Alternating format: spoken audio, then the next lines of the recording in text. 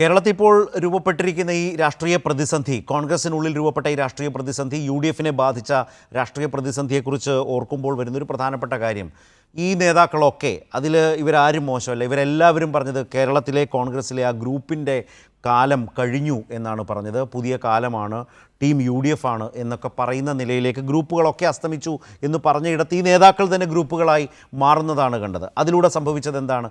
അതിലൂടെ സംഭവിച്ച യഥാർത്ഥത്തിൽ അവർക്ക് വോട്ട് ചെയ്ത ജനങ്ങളെ തന്നെ അധിക്ഷേപിക്കുന്ന വിധത്തിലേക്ക് കാര്യങ്ങൾ മാറുന്നു. ഒരാഴ്ച പിന്നിട്ടു. യഥാർത്ഥത്തിൽ നിലനിൽക്കുന്ന ഭരണ സംവിധാനത്തെ തന്നെ അത് ബാധിക്കും വിധത്തിലേക്കുള്ള വിവരങ്ങൾ ഇന്നൊക്കെ വാർത്തകളിൽ എല്ലാ മാധ്യമങ്ങളിലും വന്നു തുടങ്ങിയിരിക്കുന്നു. ഞാൻ ഇതുമായി ബന്ധപ്പെട്ട ഒരു ചെറിയ പ്രതികരണം കൂടി എടുത്തുകൊണ്ട് നമുക്ക് ഈ ചർച്ച അവസാനിപ്പിക്കാമെന്ന് വിചാരിക്കുന്നു. ഇന്ന് ഇതേക്കുറിച്ച് ശ്രീ കെ ജെ ജേക്കബ് മാധ്യമപ്രവർത്തകൻ പറഞ്ഞത് ഒന്ന് കേട്ടുകൊണ്ട് ഞാൻ ഷാജി ജോസഫിലേക്ക് വരാം. ഒരു തെരഞ്ഞെടുപ്പ് കഴിഞ്ഞു, ജനങ്ങൾ അവരുടെ തീരുമാനങ്ങൾ പറഞ്ഞു, ഒരു സർക്കാർ ഉണ്ടാക്കണം. ഇത് ഭരണഘടനാപരമായ ഉത്തരവാദിത്വവും ബാധ്യതയാണ്. അതിനുള്ള അവകാശം അവർക്കുണ്ട്. അവരെന്തുകൊണ്ട് അത് ചെയ്യുന്നില്ല എന്നുള്ളത് എത്ര ആലോചിച്ചിട്ട് മനസ്സിലാകുന്നില്ല. ഒരു ഒരു ഒരു സംസ്ഥാനമാണ്, അവിടെ ഒരു സർക്കാരിന്റെ ആവശ്യമുണ്ട്.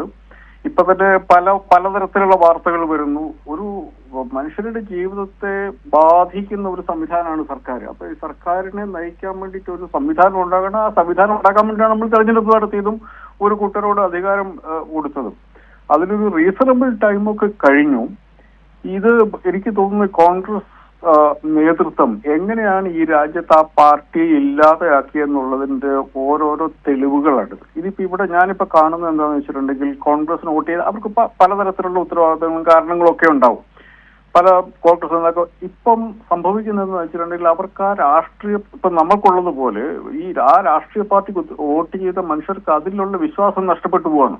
യാതൊരു ഉത്തരവാദിത്വ ബോധവും ഇല്ലാതെ ചെയ്യുക എന്നുള്ളതിലും ഖേദകരമാണ്.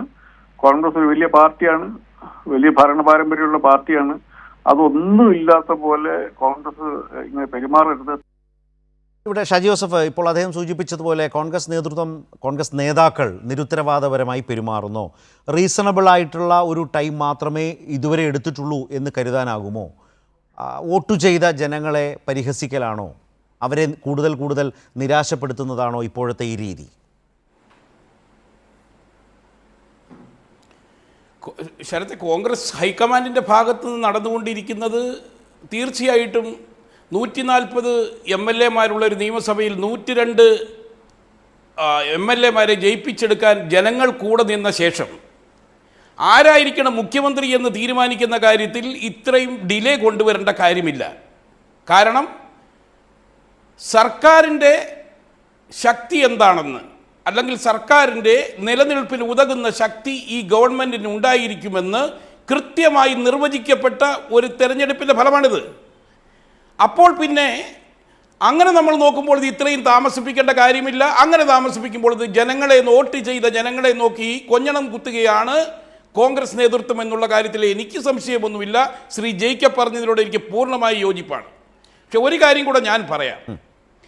ഈ തെരഞ്ഞെടുപ്പിന് ശേഷം കോൺഗ്രസ് പാർട്ടിയിൽ ഇപ്പോൾ നടന്നുകൊണ്ടിരിക്കുന്ന സകല സംഭവങ്ങളും ഇനി വരുന്ന ഗവൺമെൻറ്റിൻ്റെ മുന്നോട്ടുള്ള പോക്കിനെ വളരെ ഗൗരവമായി ബാധിക്കുമെന്നുള്ള കാര്യത്തിൽ എനിക്ക് യാതൊരു സംശയവുമില്ല.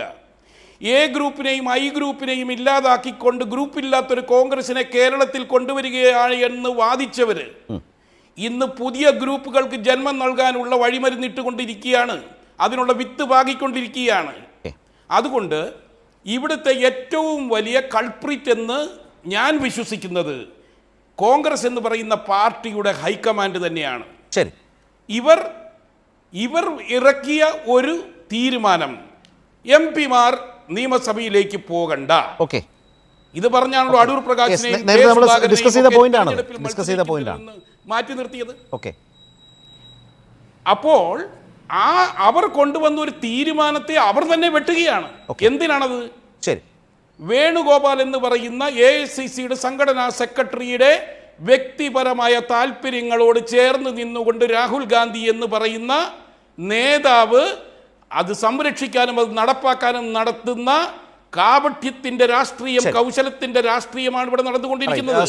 അതുകൊണ്ടാണ് ശരത്തെ ഞാൻ വീണ്ടും പറയുന്നു, ഇത് കേരളത്തിലെ കോൺഗ്രസിന് ഉണ്ടാക്കി വെക്കാൻ പോകുന്ന വീഴ്ച എന്ന് പറയുന്നത് വളരെ വലുതാണ്. ശരി.